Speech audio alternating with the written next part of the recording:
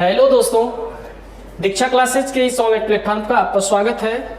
मैं इंसार अहमद आज संधि के कुछ महत्वपूर्ण प्रश्नों के साथ उपस्थित हूँ। आज के जो प्रश्न होंगे ये बहुत ही महत्वपूर्ण होंगे आपके आगामी परीक्षाओं के लिए। तो आज का हमारा जो पहला प्रश्न है, आगे देखते हैं। प्रश्न है ये, पावक का संधि विच्छेद है। पावक का संधि विच्छेद है, आपको बताना है पावक का संधि विच्छेद। तो यहाँ देखते हैं पावक में जो संधि विच्छेद है इसको कैसे करेंगे। तो इसका जो संधि विच्छेद है वो है पौ धन अक। क्या है? पौ धन अक। पौ में जो औ है, पौ में जो औ है, इस अ के साथ मिलकर क्या हो गया है? आओ। क्या हुआ? आओ।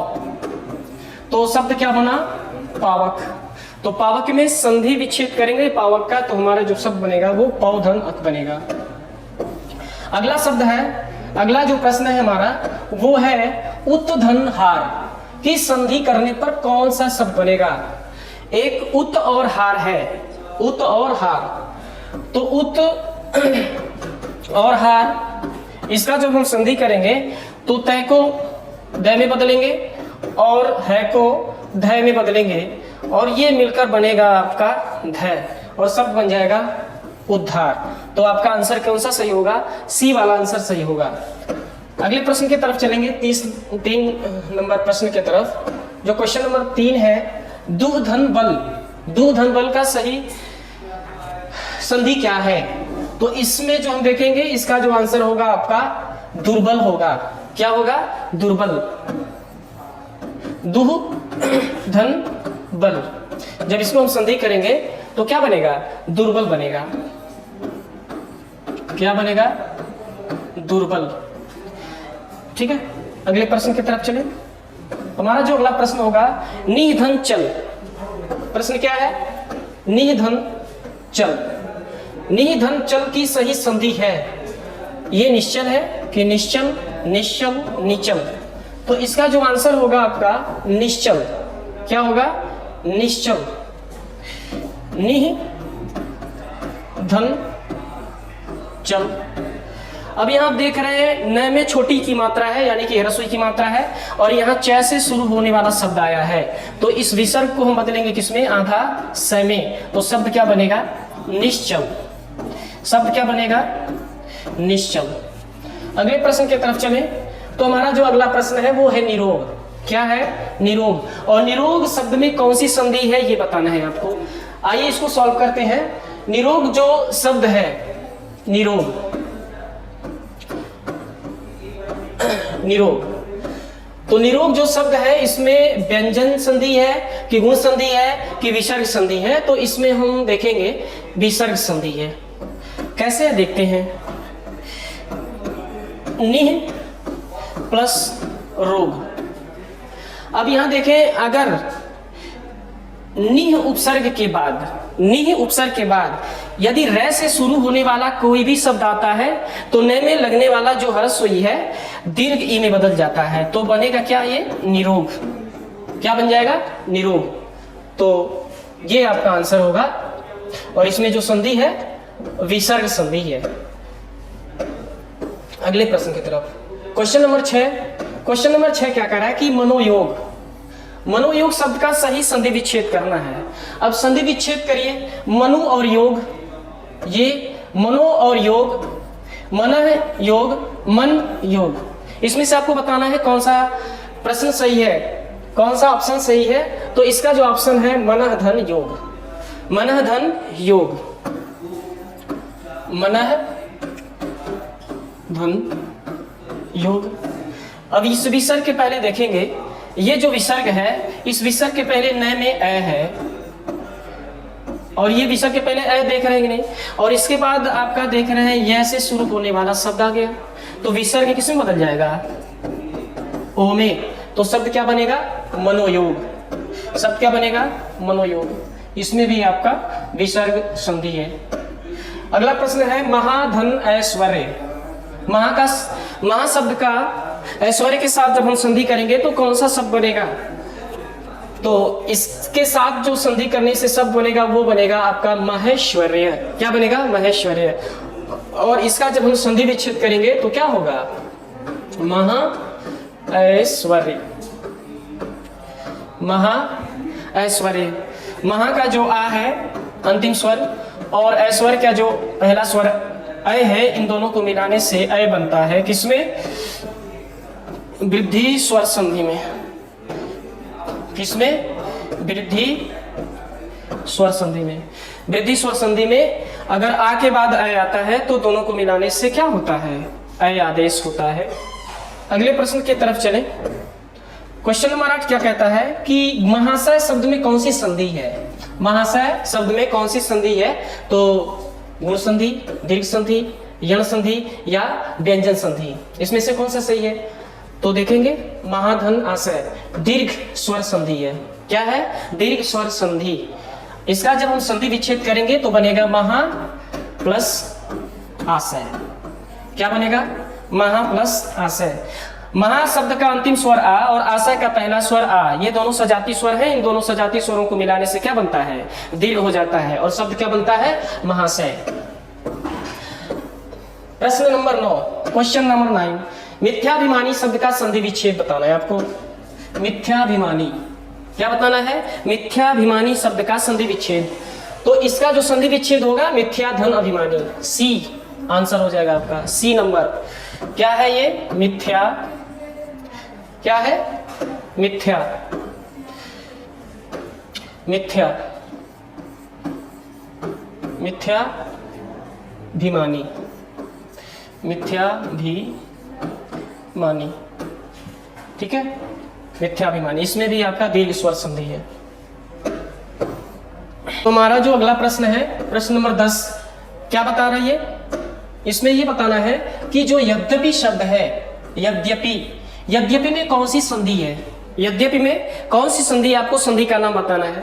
तो संधि के नाम में आप देखेंगे यहाँ आपका गुण संधि लिखा हुआ है, यण संधि, दीर्घ संधि और वृद्धि संधि।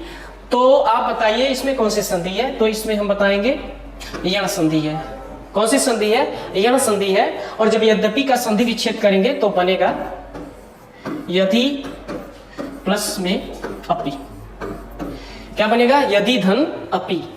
तो दे में क्या है, ई, यदि, और यहाँ क्या है, अ। तो ई के बाद कोई असमान स्वर आता है तो ई य में बदल जाता है और य में असमान स्वर की मात्रा लगती है और शब्द क्या बनेगा, यद्यपि। क्या बनेगा, यद्यपि। अगले प्रश्न की तरफ चले। प्रश्न number 11, question number 9, Ratnakar. Ratnakar में क्या है, इसमें पूछ रहा कि रत्नाकर का संधि विच्छेद क्या होगा। शुद्ध संधि विच्छेद बताना है आपको। तो रत्न आकर, रत्ना आकर, रत्ना कर, रत्ना कर। देखिए इसमें रत्न धन आकर, इसका शुद्ध संधि विच्छेद होगा। क्या होगा, रत्न धन आकर। तो क्या बनेगा यहाँ, रत्नाकर। रत्न का स्थान क्या कहलाता है, रत्नाकर। अब यहां देखिए 12 नंबर प्रश्न, क्वेश्चन नंबर 12 क्या है, रविंद्र। क्या लिखा है, रविंद्र। रविंद्र का संधि विच्छेद करना है। जैसे मान लीजिए आपको रविंद्र का संधि विच्छेद करना है तो आप देख रहे हैं वह में कौन सी ई की मात्रा है, बड़ी की मात्रा दिख रही है ना। तो जहां बड़ी की मात्रा हो और बड़ाऊ की मात्रा हो वहां तो क्या होता है, दीर्घ संधि होता है। अब यहाँ बड़ी, रवि में बड़ी की मात्रा लगा है, रविंद्र में, तो जो बड़ी की मात्रा है उसको छोटी की मात्रा में चेंज कर देंगे, रवि हो जाएगा। और इंद्र में छोटी ई रहती है और इसको ऐसे कर लेंगे, रवि धन इंद्र। क्या बना लेंगे, रवि धन इंद्र। तो इसका आंसर कहाँ है, रवि धन इंद्र। ये वाला आंसर आपका सी सही हो जाएगा। ठीक है, अगले प्रश्न की तरफ चले। जो हमारा अगला प्रश्न है क्वेश्चन नंबर 13, सज्जन शब्द में कौन सी संधि है। सज्जन, सज्जन शब्द में कौन सी संधि है आपको बताना है। अब स्वर संधि है कि व्यंजन संधि है, विसर्ग संधि है कि दीर्घ संधि है। देखिए इसमें जो संधि है वो है व्यंजन संधि।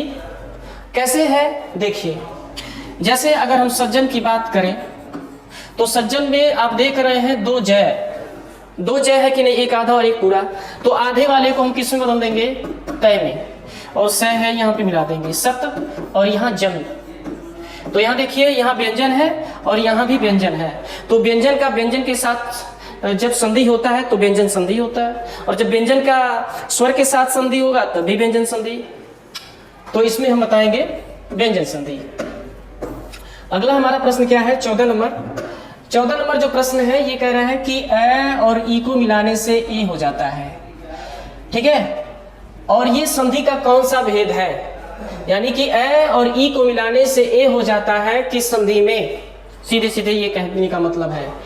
तो देखिए, एक गुण संधि का नियम है कि ए के बाद या आ के बाद ह्रस्व ई आए या चाहे दीर्घ ई आए, इन दोनों में से किसी भी स्वर को इन दोनों स्वर के साथ मिलाने से ए आदेश होता है, यानी कि ए होता है। तो ये किस में होता है, किस संधि का नियम है, तो हम बताएंगे गुण का। किसका नियम है, गुण संधि का नियम है। अगले प्रश्न की तरफ चलिए। 15 नंबर क्वेश्चन क्या कह रहा है कि 15 नंबर क्वेश्चन ये है कि ए अथवा आ से आगे ए अथवा ऐ आने पर दोनों मिलकर ऐ हो जाते हैं, ठीक। तथा ए अथवा आ से आगे ओ या औ आने पर दोनों मिलकर औ हो जाते हैं। वह कौन सी संधि है, वह कौन सी संधि? देखिए, परिभाषा सीधे दिया है संधि का। कहने का मतलब इसके क्या है, इसको समझते हैं, थोड़ा सा इसको ऊपर करते हैं। देखो, कहने का मतलब ये है, ये कह रहा है कि वो कौन सी संधि है जिसमें ए या आ के बाद ए या ऐ आता है तो ऐ हो जाता है, ठीक है। फिर इसी को कह रहा है कि ए या आ के बाद ओ या औ आता है तो औ बन जाता है। ऐसा किस में होता है, कौन से संधि में, किस संधि के रूल में होता है? तो ये जो नियम है ये वृद्धि संधि का है। ये किसका नियम है? वृद्धि संधि का है। कहने का मतलब वृद्धि संधि में जब ए के बाद ए स्वर आएगा तो इन दोनों को मिलाने से हमेशा वृद्धि स्वर यानी कि ए हो जाता है, ठीक है। इसी तरह से यदि मान लीजिए इसमें आ के बाद ए आए तभी इन दोनों को मिलाएंगे तो क्या बनेगा? ऐ ही बनता है, ऐ ही वृद्धि स्वर में बदलेगा। अगर हम बात करें ऐ के बाद ओ आ जाए तभी क्या हो जाएगा आपका? इनको मिलाने से औ बन जाता है, ठीक है। तो कुल मिला के कहने का मतलब ये है कि ए अथवा आ के बाद ए या ऐ आता है तो दोनों को मिलाने से जो स्वर बनता है वो वृद्धि यानी कि ऐ हो जाता है। और इसी तरह से ए अथवा आ के बाद ओ या औ आता है तो इन दोनों को भी मिलाने से जो स्वर बनता है वो भी औ में ही बदलता है। किसमें बदलता है? औ में ही बदलता है। चलिए अगले प्रश्न की तरफ। 16 नंबर प्रश्न क्या कह रहा है? 16 नंबर प्रश्न कह रहा है कि अतएव शब्द है। क्या है? अतएव। अतएव में संधि विच्छेद कर रहा है। क्या पूछ रहा है? संधि का नाम बताना है आपको। संधि का नाम, संधि विच्छेद नहीं, संधि का नाम। तो पहले तो संधि विच्छेद कर लेते हैं। अतः धन एव, इसका संधि विच्छेद हो जाएगा। क्या हो जाएगा? अतः धन एव। तो देखिए विसर्ग आ गया कि नहीं? तो कौन सी संधि है ये? विसर्ग संधि है। विसर्ग संधि है, आपका आंसर ए वाला सही हो जाएगा, ठीक है। अगला प्रश्न देखें। अगला जो प्रश्न है क्वेश्चन नंबर 17, ये क्या कह रहा है? अति और उक्ति। अति का उक्ति के साथ संधि करने पर क्या बनेगा आपको बताना है।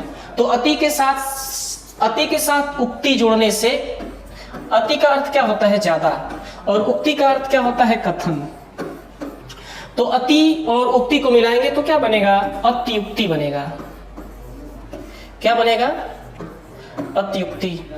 और ये किस में होता है? यण संधि में। यण संधि हो रहा है इसमें, तो आपका आंसर क्या हो जाएगा? बी, अत्युक्ति। ये कैसे हुआ है?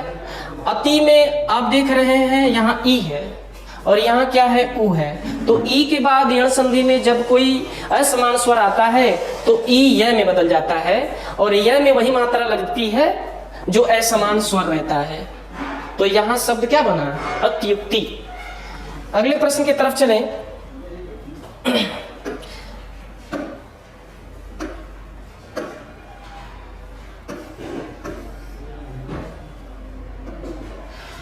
आइए दोस्तों हम अगले प्रश्न की तरफ चलते हैं। अगला जो प्रश्न है वो है प्रश्न नंबर 18 और इसमें ये बताना है आपको अन्नाभाव का संधि विच्छेद करना है। अन्नाभाव शब्द का संधि विच्छेद करना है। तो अन्नाभाव में देखेंगे इसका संधि विच्छेद कैसे होगा। तो इसका संधि जो विच्छेद होगा वो अन्न और अभाव, अन्न धन अभाव होगा, यानी अन्न का अभाव। कहाँ लिखा हुआ है? तो अन्न का अभाव यानी बी वाला आंसर, जो ऑप्शन बी है आपका सही है। अगले प्रश्न की तरफ चले, जो हमारा क्वेश्चन नंबर 19 है यानी कि 19 है। ये क्या करे? आत्मोत्सर्ग। आत्मोत्सर्ग का सही संधि विच्छेद क्या है? आत्मोत्सर्ग। अब आत्मोत्सर्ग में जो संधि विच्छेद है वो है आत्मधन उत्सर्ग। क्या है? आत्मधन उत्सर्ग, यानी कि इसमें गुण संधि है। संधि पूछेगा तो क्या बताएंगे इसमें? गुण संधि। और गुण संधि का रूल क्या है? इसका रूल कि यदि ए या आ के बाद उ या बड़ा उ कोई भी आ जाए, यदि ए या आ में से कोई आए और इन दोनों में से किसी का भी, इन दोनों में से किसी एक के साथ यदि संधि हो रहा है तो क्या हो जाएगा? ओ में बदल जाएगा। ये दोनों मिलकर किस में बदल जाएंगे? ओ स्वर में बदल जाएंगे। ये किस में होता है? तो हम बताएंगे गुण स्वर संधि में। अगला हमारा जो प्रश्न है वो है 20 नंबर और 20 नंबर में क्या बताना है आपको? इति और अंत। इति और अंत, इस शब्द को जोड़ने से क्या बनेगा? अच्छा, संधि का नाम पूछ रहा है तो संधि का नाम बताइए। अब इति और अंत, इति और अंत, देखिए इति का जो ई है और अंत का जो ए है, इनको मिलाने से क्या बना? यह। ई के बाद ए समान स्वर आया, ई यह में बदल गया और यह में ए की मात्रा लग गई तो बन गया यह, और ये आधा तय यहाँ जुटेगा और ए ई इत्यंत, और ये अनुस्वार इसमें लगेगा और तय अंतिम में जोड़ दिया जाएगा, बनेगा क्या शब्द? इत्यंत। और ये किसका होता है गुण? ये किसमें होता है? ये नियम किसका है? तो हम बताएंगे यण संधि का। किसका नियम है ये? यण संधि का। ठीक है दोस्तों, आज हमने संधि के ये 20 महत्वपूर्ण प्रश्न हम लोगों ने सॉल्व किया। आपको ये वीडियो कैसा लगा? अगर अच्छा लगा हो तो इसको शेयर और लाइक और सब्सक्राइब ज़रूर करें ताकि आगे आने वाला जो वीडियो है आपको जल्दी से जल्दी इसका नोटिफिकेशन आपको मिल सके। जय हिंद दोस्तों।